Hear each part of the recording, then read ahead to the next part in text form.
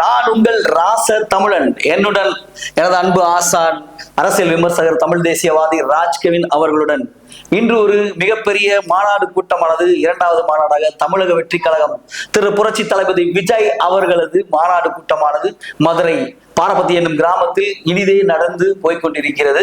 அதை பற்றிய ஒரு விமர்சனத்தையும் அதன் எதிர்காலத்தில் அவர் செய்து கொண்டுள்ள ஒரு தாக்கத்தையும் பற்றிய ஒரு விறுவிறுப்பான விவாதம் தான் இந்த விவாதம். தலைவா, எப்படி இருக்கீங்க? சூப்பரா இருக்கு தம்பி. இன்னைக்கு மதுரையே அமளி துமளி பட்டுட்டு கூட்டம் கும்மாலா, எப்பப்பா சூப்பர்ல.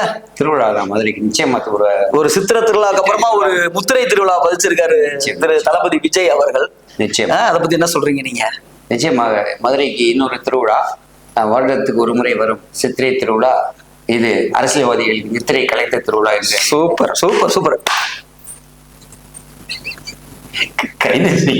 என்ன தப்பு கட் பண்ணி விட்டுருக்கேன். குறிப்பாக சொல்ல வேண்டும் என்றால், இன்று ஒரு அரசியல் வேக்கம் இருக்கிறது அல்லவா தமிழ்நாட்டில், அதை நிரப்புவதற்கு ஒரு தலைவன் கிடைத்து விட்டான் என்று எனக்கு தோணுகிறது. அம்மையார் ஜெயலலிதா அவர்களின் மரணத்துக்கு பிறகு ஏற்பட்ட இந்த ஒரு இடைவெளி என்பது இன்று ஓரளவுக்கு நிறைவு பெறுவதாக அரசியல் கணிப்பாளர் அத்தனையும் பேசுகிறார்கள். காரணம் என்னவென்றால், இதில் முக்கியமான நிகழ்வு என்னவென்றால், இறுதியாக பேசி முடிக்கும் பொழுது விஜய் அவர்கள் மிக அழகாக தனது கொள்கை எடுத்துரைத்தார்கள். இல்ல, அதுக்கு முன்னாடி நம்ம என்ன சொல்ல போறோம் அப்படின்னா, முதல் மாநாடுல பாத்தீங்க அப்படின்னா பல குறைகள் இருந்துச்சு. அப்படி இப்படின்னு எதிர்கட்சிகளும் சரி, இந்த பத்திரிகையாளர்களும் சரி, பயங்கரமா அவர் மேல பயங்கரமான விமர்சனங்களும் பயங்கரமா வச்சாங்க. ஆனா அந்த விமர்சனங்களுக்கெல்லாம் அப்பாற்பட்டு பல இடைஞ்சுகளுக்கு மத்தியில் குறிப்பிட்ட தேதியும் மாற்றி அதற்கு முன்னதாகவே அந்த மாநாடை நடைபெறும்படியும் சிறப்பாக வெற்றிகரமாக மாநாடா மாத்திருக்காரு. நிச்சயமா நீங்க சொன்ன மாதிரி இது பல அரசியல்வாதிகளின் நித்திரையை கலைத்திருக்கிறது என்பதுதான் நிதர்சனமான உண்மை. அதை பற்றி நீங்க விலாவாரி எடுத்து சொல்லுங்க. நிச்சயமாக இந்த மாநாடு ஆரம்பிப்பதற்கு 2 நாட்களுக்கு முன்பு இருந்தே தமிழகம் முழுவதும் இருந்து அவருடைய ரசிகர் கூட்டம், குறிப்பாக அவர் கட்சி ஆரம்பித்த பின்னர் கட்சி உறுப்பினர்கள், தலைவர்கள் எல்லாம் இருக்கிறார்கள். மாவட்ட செயலர், அதை ஒட்டிய ஒன்றிய கழக செயலாளர்கள், பேரூர் கழக செயலாளர்கள், நகர் கழக செயலாளர்கள், இது போன்ற பல அமைப்புகள் ஆரம்பித்ததுக்கு அப்புறம் அந்த கட்டுமானம் நன்றாகவே தெரிந்தது. நிச்சயமாக இது ஆளுங்கட்சியினருக்கு மிகப்பெரிய சவால் கொடுக்கக்கூடிய ஒரு மாநாடாகத்தான் மற்ற கட்சியினரும் பேசிக் கொள்கிறார்கள். ஏன்னா இந்த அமைப்புகள்லாம் பார்த்தீங்க அப்படின்னா, இந்த வாட்டர் ரிசோர்ஸ் மேனேஜ்மெண்ட், அந்த சேர்ஸ் போடுறது, எத்தனையோ தடைகளை கொடுத்து ஆளுங்கட்சியானது அவர்களுக்கு மிகப்பெரிய தடைகள் எல்லாம் கொடுத்தாலுமே அதையும் உடைத்து தகர்த்தெறிந்து, அவர் படத்துல சொல்லுவார் இல்லையா, நான் சொன்னதை செஞ்சுட்டு தான் போவேன் அப்படின்ற மாதிரி, இன்னைக்கு ஒரு பெரிய எல்லாருக்குமே ஒரு கூஸ்பம்ஸ் வர மாதிரியான பேச்சை பேசினாரு. ஏன்னா பேப்பரை பார்த்து ஒழுங்கா படிக்க தெரியாத கட்சிகள்லாம் இன்னைக்கு இருந்துகிட்டு அவங்களாம் தலைவராகவும் முதலமைச்சராகவும் இருக்க இடத்துல இன்னைக்கு அவர் அழகா அப்படி மாநாட்டு மேடையில பேசுனது பார்த்தீங்கன்னா, ஒரு தீப்பொறியே ஒரு தீப்பிழம்பா எரிஞ்சு இந்த ரசிகர் மத்தியில ஒரு எரிமலை வெடிச்சு அரசியல் ஒரு மிகப்பெரிய பிரவேசத்தை உண்டு பண்ற மாதிரி இருக்குது. குறிப்பாக ஆளுங்கட்சி மற்றும் முக்கிய எதிர்கட்சிகள் அனைவருமே விஜய்க்கு பேச தெரியாது, அவருடைய குரல் எடுபடாது என்றெல்லாம் பேசப்பட்ட நிலையில் இன்று அவர்களின் பேச்சானது நிச்சயமாக ஒரு தேர்ந்தெடுத்த நல்ல ஒரு தலைவருக்குரிய அத்தனை தகுதிகள் இருப்பதாகத்தான் அவருடைய பேச்சில் மணி போல் தெரிந்தது.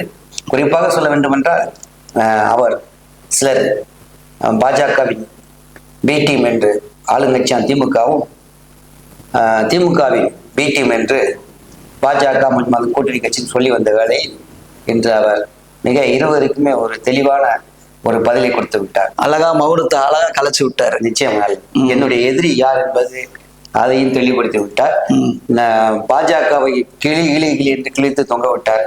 அதே போல அங்கே மத்தியில் எனது எதிரி என்று சொல்லிவிட்டு இங்கே திமுக தான் என்னுடைய முக்கிய எதிரி என்று அதையும் சொல்லி அவர்களையும் கிளி என்று கிழித்து விட்டார்கள். இதில் ஒரே ஒரு விஷயம் நாம் முக்கியமாக பார்க்க வேண்டியது, அதாவது மக்கள் இன்று என்ன நினைக்கிறார்களோ அதை ஒட்டி தான் அவர் பேச்சு இருந்தது. அதில் தனிப்பட்ட முறையில் அனாவசியமான பேச்சுக்களுக்கு இடம் கொடுக்காமல் கொள்கையையும் அதில் குறிப்பாக சொல்லி இருக்கிறார் என்பது எனது கருத்து. ஏன்னா பலவேறு தரப்பட்டவங்க என்ன சொன்னாங்கன்னா, அவர் வீட்டை விட்டு வெளியே வர மாட்டாரு, வீட்டுக்குள்ளேயே வச்சு அரசியல் பண்றாரு அப்படின்றப்ப 2வது மாநில மாநாடையுமே கூட்டி அதை வெற்றிகரமாக இன்னைக்கு நடத்தி முடிச்சுட்டு இருக்காரு. இன்னொரு விஷயம் பாத்தீங்க அப்படின்னா, அங்க நடந்த ஒவ்வொரு விஷயங்களும் தொண்டர்களை எப்படி வரணும்னா, ஒரு சில கட்சிக்கெல்லாம் பாத்தீங்கன்னா 3 மணிக்கு வச்சாங்க அப்படின்னா ஒரு 2 மணிக்கு மேலதான் அந்த கூட்டமே வரும். பாத்தீங்கன்னா ஒரே நேரத்துல வந்து ரோட்ல போய் நின்றுகிட்டு அவங்க பாட்டுல அங்க நின்று இங்க நின்று உட்காந்து எந்திரிச்சு போவாங்க. ஆனா இவரோட தொண்டர்கள் என்னன்னா என்னால நம்பவே முடியல. மதுரையில் ஒரு இடத்துல கூட டிராபிக் அதிகமாவே ஆகலாம், அழகா போய் கரெக்டா பார்க் பண்ணி எல்லாரும் கரெக்டா உள்ள போய் உட்காந்துட்டாங்க. அங்க போட்டிருந்த சேரை காட்டிலுமே தொண்டர்கள் அதிகமா இருக்கிறாங்க. அந்த அளவுக்கு பாத்தீங்கன்னா கூட்டம். அவங்க எதிர்பார்த்தது 10 லட்சம் போனா இன்னைக்கு போனா 20 லட்சத்துக்கு மேல அங்க கூடியிருப்பாங்க போல. இதுல ஒரு என்ன விஷயம் கேட்டீங்கன்னா, ஸ்பெஷல் என்னன்னு கேட்டீங்க அப்படின்னா, அங்க வந்திருந்தவங்க மினிமம் 22 வயதுல இருந்து 45 வயதுக்கு உட்பட்டவர்கள் அதிகமா இருந்தாங்க. இதுதான் இவரோட பெரிய ஸ்பெஷாலிட்டி மாதிரி. அவர் எதிர்பார்த்ததை விட இன்னும் அளவுக்கு அதிகமா அவர் அழகாவே பேசினார் இந்த விஷயத்த. குறிப்பாக சொல்ல வேண்டும் என்றால், அவருடைய மாநாட்டில் வந்த கூட்டம் இருக்கிறது அல்லவா, அதை போல 2 மடங்கு மதுரை சுற்றிலும் வெளிப்பகுதிகளில் நிறைய அங்கங்கே பல பஸ்கள் கார்கள்லாம் நின்றிருந்த காரணம் என்றால், அவர்கள் போய் சேருவதற்கான அங்கே ஒரு சரியான இது அமையவில்லை. வழித்தடங்கள் நிறைய நிறைய கார்கள் பஸ்கள் நின்றிருந்ததனால் அவர்கள் ஆங்காங்கே உள்ளே செல்ல முடியாத அளவுக்கு, இன்னும் சொல்ல போனால் இது மதுரை தென்பகுதியில் 10-15 கிலோமீட்டர் தள்ளி நடைபெற்ற ஒரு கூட்டம். மதுரை வடபகுதியிலே நிறைய பஸ்களும் கார்களும் நின்று கொண்டிருந்ததை கண்கூடாக பார்க்க முடிந்தது.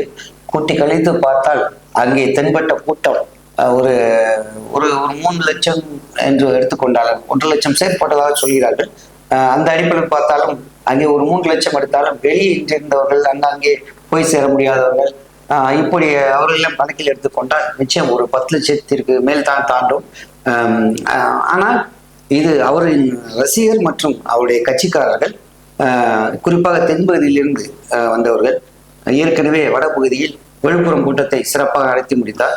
எனவே அவர் இப்படி ஒவ்வொரு பகுதியாக சென்று அவர் இது போன்ற மாபெரும் மாநாடுகள் கூட்டங்களை நடத்தும் பொழுது இன்னும் எதிர்காலத்தில் அவருக்கான அந்த ஒரு வாய்ப்பு மிக பிரகாசமாக வந்து சேரும். அவர் பேசும் பொழுதே 2 விஷயங்களை முன்னெடுத்து வைத்தார்.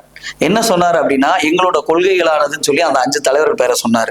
அவங்க என்ன வழி பின்பற்றுறாங்களோ அதே வழியை தான் நானும் பின்பற்ற போறேன் அப்படின்ற மாதிரி சொன்னார்.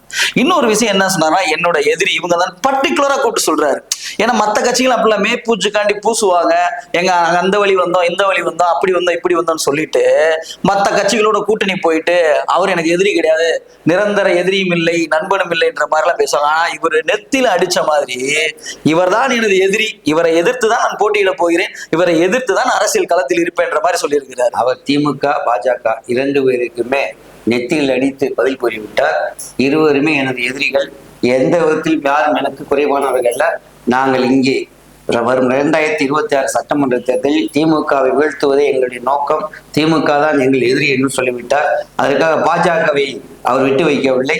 பாஜகவை தெளிவாக அவர்களுடைய உண்மையான முகம், தமிழ்நாட்டிற்கு அவருக்கு இங்க வேலையே இல்லை என்ற ஒரு தெளிவான கருத்தை தைரியமாக எடுத்து வைத்தார்கள். முதலில் நாம் உண்மைதான் அவர்களுக்கு உண்மைதான் நன்றி. பாஜகவினரானவர்கள் என்ன சொன்னீங்கன்னா, ஏற்கனவே பாத்தீங்கன்னா அவங்க ஒரு நோட்டாவோட போட்டி போடுற கட்சின்ற மாதிரிதான் தமிழகத்தை பொறுத்தவரை இது போய் கொண்டிருக்கிறது. ஆனால் இன்று பாத்தீங்கன்னா இவர் நேரடியாகவே திரு விஜய் அவர்கள் சொன்னது பாத்தீங்க அப்படின்னா, இன்னைக்கு இருக்கிற கூட்டம் எல்லாமே திரு விஜய் அவர்களை நோக்கி இருந்தது.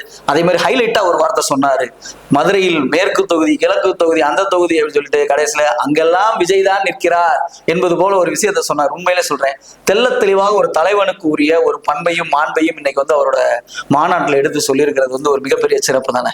அவருடைய பேச்சும் தெளிவாக இருந்தது, அழகாக இருந்தது. எந்த இடத்துல அவர் எந்த தொய்வு இல்லாமல் உரையாற்றினால் தேர்ந்தெடுத்த ஒரு அரசியல் தலைவருக்கான எல்லா ஒரு அச்சுறுத்தலும் அவருக்கு தெரிகிறது. கண்டிப்பாக இந்த மாதிரியான விஷயங்கள் மதுரையில் நடந்து திரு விஜய் அவர்கள் ஒரு பெரிய பிரளயத்தை உருவாக்கி இருக்கிறது எங்களுக்கு மகிழ்ச்சி அளிக்கிறது.